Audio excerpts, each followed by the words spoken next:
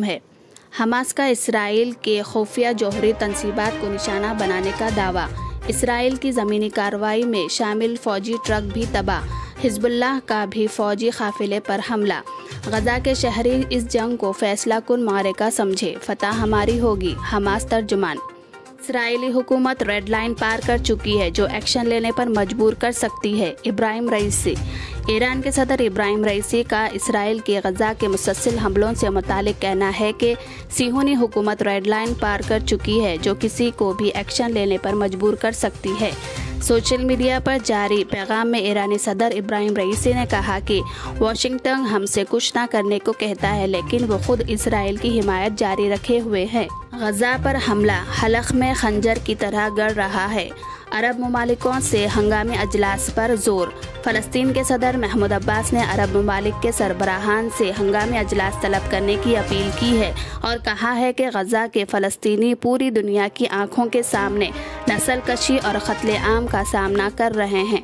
قیدیوں کے فوری تبادلے کے لیے حماس آمادہ، اسرائیل کے ساتھ بیک وقت یا مرحلہ وار تبادلے کے لیے بھی تیار۔ الاقصام بریگیڈ غزہ میں فلسطینی مزاحمتی تنظیم حماس کے عسکری ونگ الاقصام بریگیڈ کے سربراہ یحییٰ سنور کا کہنا ہے کہ اسرائیل کے ساتھ فوری قیدیوں کے تبادلے کے لیے وہ تیار ہے۔ یحییٰ سنور کا کہنا ہے کہ ہم اسرائیل کے جیلوں میں قید تمام فلسطینیوں کے تبادلے کے طور پر حماس کی مزاحمت کے دوران قید میں آنے والے تمام قیدیوں کو رہا کرنے کے لیے تیار ہے۔ مولانا طارق جمیل کا بیٹا گولی لگنے سے جاں بحق، معروف عالم دین مولانا طارق جمیل کے بیٹے عاصم جمیل گولی لگنے سے جاں بحق ہو گئے۔ کیرلا میں عیسائیوں کی عبادت گاہ میں 3 دھماکے، 2 ہلاک، 40 افراد زخمی، IED کا استعمال، پولیس کی تصدیق، ریاست میں سخت چوکسی۔ کیرلا کے ایرناکولم میں کالا مصری میں واقع ایک کنونشن سینٹر میں 3 زبردست دھماکے ہوئے۔ عینی شاہدین کے مطابق کنونشن سینٹر میں یہودوا کے گواہوں کی دعائیں جاری تھی کہ دھماکے ہوئے۔ میڈیا کے مطابق دھماکوں میں 2 افراد کی موت ہو گئی جبکہ 40 سے زائد افراد زخمی بتائے جاتے ہیں۔ وزیر داخلہ امت شاہ نے کیرلا دھماکوں کے معاملے پر کیرلا کے وزیر اعلیٰ سے بات کی ہے۔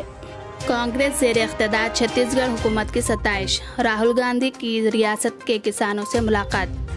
جمہوریت کو بچانا ہے تو اس حکومت کو ہٹانا ہوگا، ڈگ وجے سنگھ۔ کانگریس کے سینئر لیڈر ڈگ وجے سنگھ نے مدھیہ پردیش کی بھارتیہ جنتا پارٹی حکومت پر تنقید کرتے ہوئے آج کہا کہ جمہوریت کو بچانا ہے تو اس حکومت کو ہٹانا ہوگا۔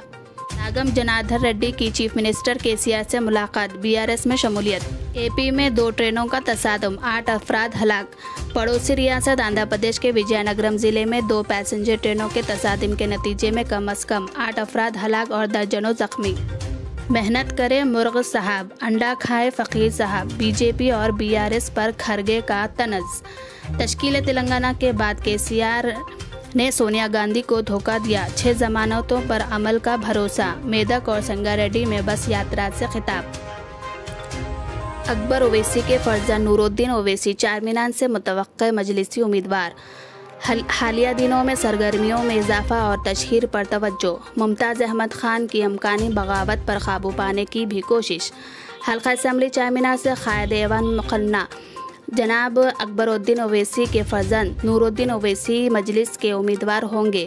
گزشتہ چند یوم سے نور الدین اویسی کی عوامی زندگی میں سرگرمیاں تیز ہونے کے بعد یہ قیاس آرائیاں کی جانے لگی ہے کہ مجلس اویسی خاندان کے ایک اور سپوت کو انتخابی میدان میں اتارے گی۔